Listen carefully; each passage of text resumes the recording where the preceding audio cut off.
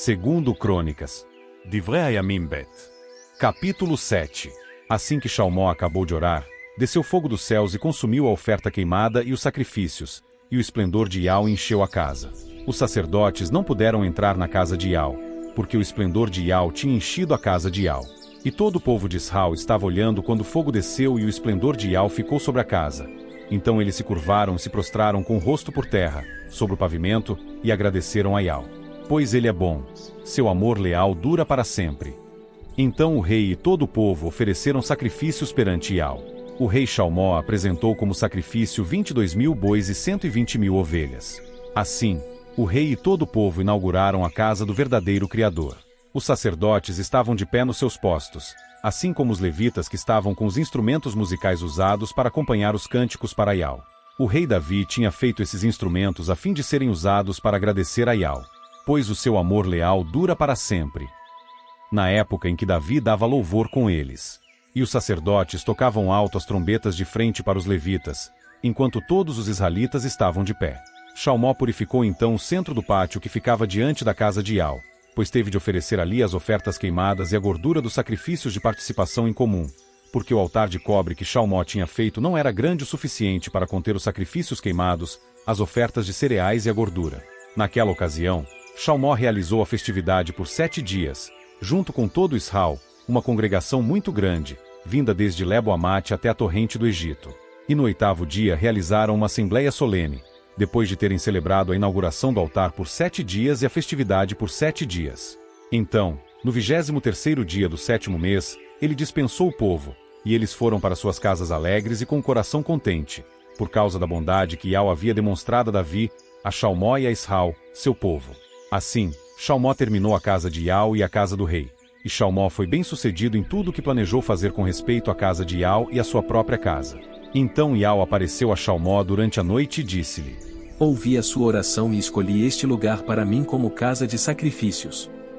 Se eu fechar os céus e não houver chuva, se eu ordenar aos gafanhotos que devorem a vegetação do país, e se eu enviar uma peste contra o meu povo, então, se o meu povo, que leva o meu nome, se humilhar, orar, procurar a minha face e abandonar os seus maus caminhos, eu ouvirei desde os céus, perdoarei o seu pecado e curarei a sua terra.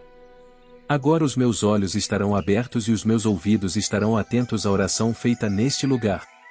Eu escolhi e santifiquei esta casa, a fim de que o meu nome esteja nela de modo permanente, e os meus olhos e o meu coração sempre estarão nela. Se você andar diante de mim assim como andou Davi, seu pai, fazendo tudo o que lhe ordenei, e, se você obedecer aos meus decretos e às minhas decisões judiciais, então estabelecerei o trono do seu reinado, assim como fiz um pacto com Davi, seu pai, dizendo: sempre haverá um descendente seu governando Israel.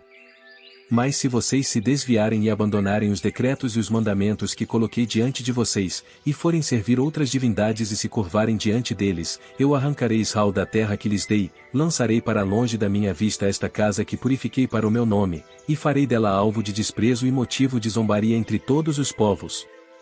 E esta casa se tornará um montão de ruínas. Todo aquele que passar por ela olhará espantado e perguntará: por que Iau fez isso a esta terra e a esta casa?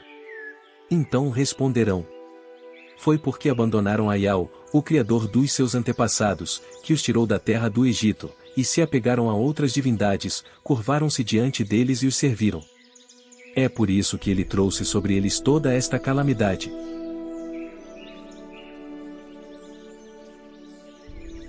Segundo Crônicas. Divrei Hayamim Bet. Capítulo 8. Ao fim dos 20 anos que Shalmó levou para construir a casa de Iau e a sua própria casa, Shalmó reconstruiu as cidades que Irão lhe tinha dado e colocou israelitas para morar ali. Além disso, Shalmó foi a Amate-Zobá e a tomou. Então fortificou Tadmor, no deserto, e todas as cidades armazéns que tinha construído em Amate.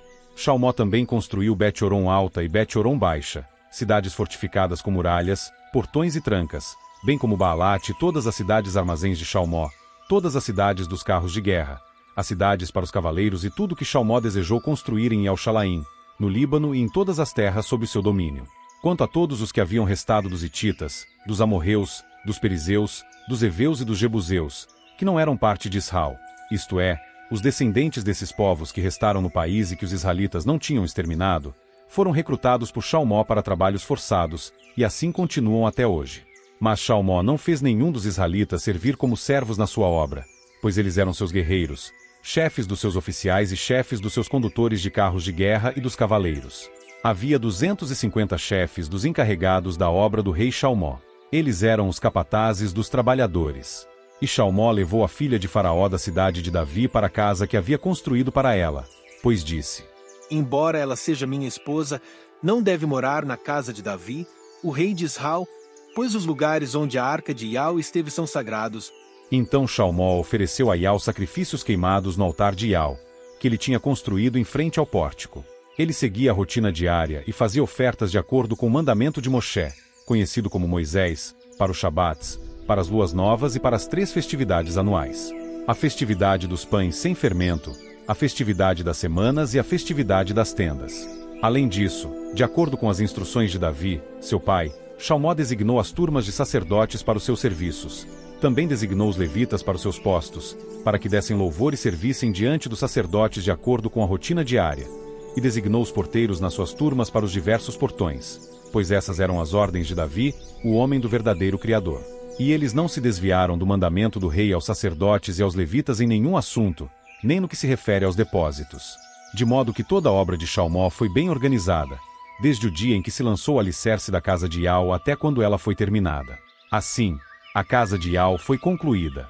Foi então que Salmó foi a Ezion-Geber e a Elote, à beira do mar, na terra de Edom. Por meio dos seus servos, Irão lhe enviou navios e marinheiros experientes. Eles foram com os servos de Salmó a Ofir e trouxeram de lá 450 talentos de ouro, e os levaram ao rei Salmó.